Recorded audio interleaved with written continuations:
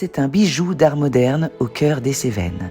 Après avoir accueilli Jean Arp et Georges Braque, le musée-bibliothèque Pierre-André Benoît d'Alès nous emmène cet été à la rencontre du dernier Picasso.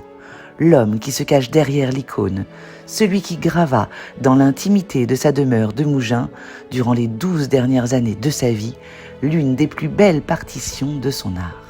Peintre, dessinateur, sculpteur, un nouveau chapitre va s'ouvrir pour cet infatigable expérimentateur qui va alors fusionner l'ensemble de ses talents, mêlant la puissance narrative de ses plus belles peintures à la précision de son trait, dans des gravures qui encapsulent toute la genèse de son travail.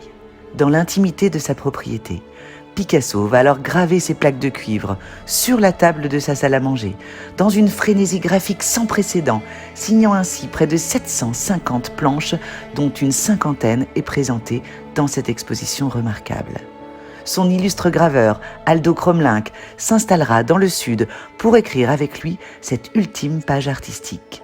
C'est là qu'il enverra voisins, amis, cousins, faire d'innombrables allers-retours en vélo ou en mobilette pour lui amener les plaques gravées, donnant naissance à cette fameuse route du cuivre. Ici, nous découvrons les coulisses d'un art complexe et méconnu, mêlant le génie artistique à l'excellence technique, pour faire éclore de nouveaux chefs-d'œuvre, déclinés dans une infinité de nuances et de variations, à observer dans cette salle impressionnante, réunissant côte à côte 13 états d'une même gravure.